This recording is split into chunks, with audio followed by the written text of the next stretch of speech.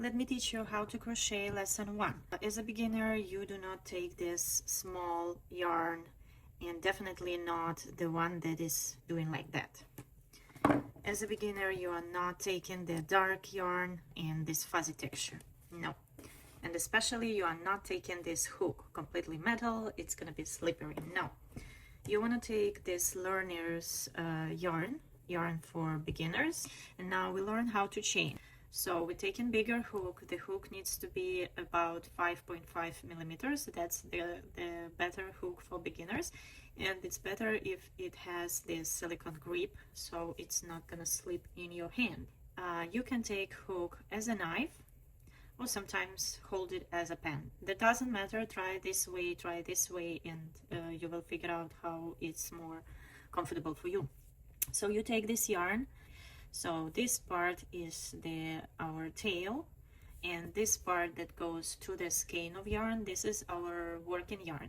Okay, making like a little loop here, and then we insert our hook and we take our yarn and pull through this loop.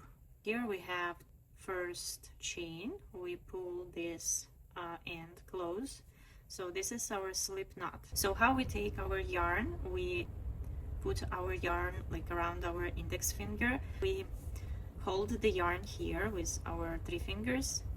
Okay, I like to do 2 times around my finger, and then we do the chain. The chain is basically you grab a yarn and you pull it through this loop. Here we have the first chain. We have a loop on our hook. We again grab the yarn, pull up from the loop, and when you're chaining, you're just doing it the size that the head of your hook goes smoothly through this chain. Make attention, like so this head goes freely in this loop. Okay, and do your best to make chains the same size.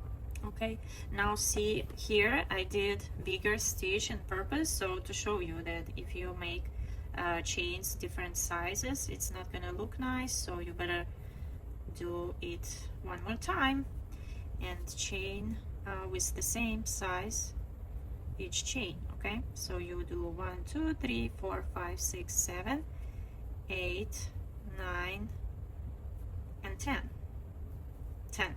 So now we will learn how to single crochet, and you want to mark this first chain with the stitch marker just in case.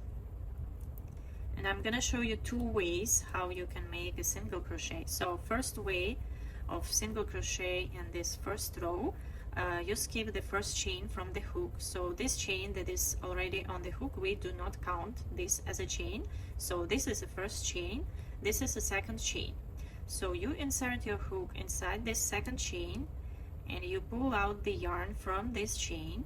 Now you have 2 chains on your hook. You grab the yarn again and pull through these 2 loops. So this will be your first chain of the next row.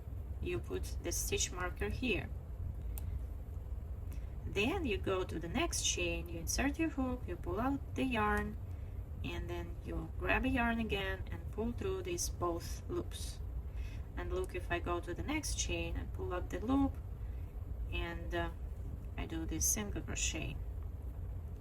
And again, try to not make it too tight, but you know, and again pull up the loop and grab the yarn, pull through both, insert, pull up the yarn, grab the yarn, pull through, and again these chains, this must be the same size. So you try to pull the same sizes of the yarn, and then you got to the last stitch of the row. Okay, so now we got 1 2 3 4 5 6 7 8, and here will be the last one, the 9th stitch. And remember, here we did 1 extra turning chain, so if we chained 10, we will have 9 chains into the second row, because we're doing the last stitch into this one with the stitch marker. We do it like this, and then we chain 1. That's gonna be our turning chain. We turn our work, and now we're doing the 3rd row. We skip this first chain and we single crochet in this second chain from the hook. So we insert under the both loops of the chain, grab the yarn, pull through this hole, and then grab the yarn and pull through both loops. And that's gonna be our first chain of the third row. So you see the benefits of this yarn is it's not fuzzy, it's big, so you actually can see your stitches more better than if you use smaller yarn. So this is very nice for the practice for the first time. And then you go to the next chain under both loops, pull up the yarn, grab the yarn, pull through both loops. Now I will show you there is a difference between how do you pull the yarn through these loops. There is a method that's called yarn over and yarn under. So basically when you go here, you pull up the loop from the top of the yarn. So now your yarn is under the hook. So this will be called yarn under. And you pull the loop, and again you grab the yarn from the top, so yarn under, and you pull through both. Okay, so this is one method, yarn under and yarn under. This is one method. And the second method is you go into the stitch and you yarn over the hook, yarn over the hook, you pull up the loop, you yarn over the hook and pull through both. There is different styles, and the tension of your stitches will be different with these styles.